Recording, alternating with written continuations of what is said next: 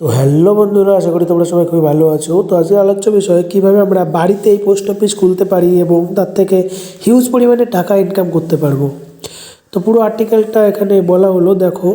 তো এখানে কী বলেছে, আপনি নিজের বাড়িতেই পোস্ট অফিস খুলতে পারবেন এবং পোস্ট অফিসের বিভিন্ন পরিষেবা প্রদান করে প্রতি মাসে মোটা অঙ্কের টাকা আয় করতে পারবেন।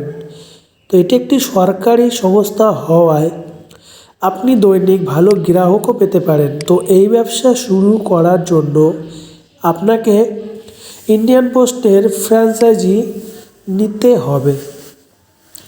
তো এটা নেওয়ার জন্য, ফ্র্যাঞ্চাইজি নেওয়ার জন্য আপনার কি কি ক্রাইটেরিয়া থাকা দরকার, টোটাল সব কিছু আলোচনা করা হয়েছে। পুরো ভিডিওটা দেখতে হবে তার জন্য। তো এখানে কী বলেছে, এরপরে অষ্টম শ্রেণী পাস হলেই এর জন্য আবেদন করতে পারবেন। তো এই বিষয়ে বিস্তারিত তথ্য, পুরো তথ্যই জানানো হয়েছে এই আর্টিকেলটির মাধ্যমে।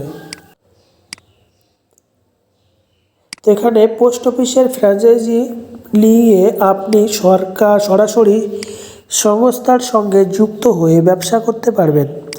ভারতের পোস্ট অফিসের তুলনায় গ্রাহকের সংখ্যা অনেক বেশি হওয়ায় পোস্ট অফিসে প্রচুর ভিড় জমে যায়।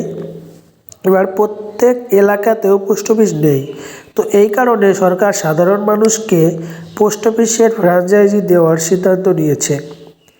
তো এই পোস্ট অফিসের ফ্র্যাঞ্চাইজিসের অধীনে আপনি কিছু টাকা জমা করে এবং কিছু সাধারণ প্রক্রিয়া অনুসরণ করে নিজের বাড়িতেই পোস্ট অফিস চালু করতে পারেন। তো এই পোস্ট অফিস সাধারণ মানুষের ব্যবসা করার জন্য দু ধরনের ফ্র্যাঞ্চাইজি দেয়। একটা হচ্ছে আউটলেট এবং আরেকটা হচ্ছে পোস্টাল এজেন্ট ফ্র্যাঞ্চাইজি। এখানে ফ্র্যাঞ্চাইজির আউটলেট যে সমস্ত এলাকায় পোস্ট অফিস নেই অথবা অনেক দূরে রয়েছে, সেখানেই আপনি ফ্র্যাঞ্চাইজি আউটলেটের মাধ্যমে কাউন্টারের পরিষেবা দিতে পারবেন। এবং সেকেন্ড হলো পোস্টাল এজেন্ট ফ্র্যাঞ্চাইজি।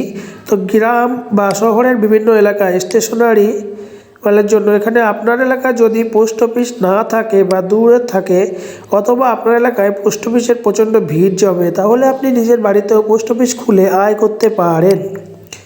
তো অফিসের ফ্র্যাঞ্চাইজি পরিকল্পনার অধীনে আপনি বাড়িতে পোস্ট অফিস খুলতে পারবেন এবং গ্রাহকদের পোস্ট অফিসের বিভিন্ন পরিষেবা প্রদান করতে পারবেন।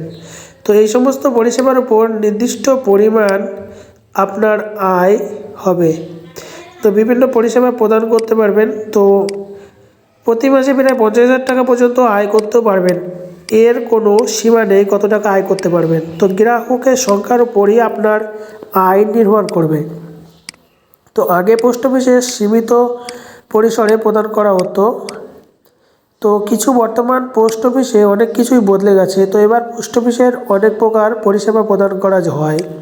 তো আপনি পোস্ট অফিসের ফ্র্যাঞ্চাইজির মাধ্যমে যে সমস্ত পরিষেবা গ্রাহকদের দিতে পারবেন সেগুলির তালিকা এখানে দেওয়া রয়েছে। 1 নম্বর হচ্ছে রেজিস্টার্ড নিবন্ধে বুকিং, স্পিড পোস্ট নিবন্ধ booking, money order, postal life insurance এজেন্টের পরিষেবা, বিল ট্যাক্স জরিমানা সংগ্রহ এবং অধিদপ্তরের পেমেন্টের মতো খুচরা পরিষেবা, ই গভর্নমেন্ট এবং নাগরিক কেন্দ্র পরিষেবা।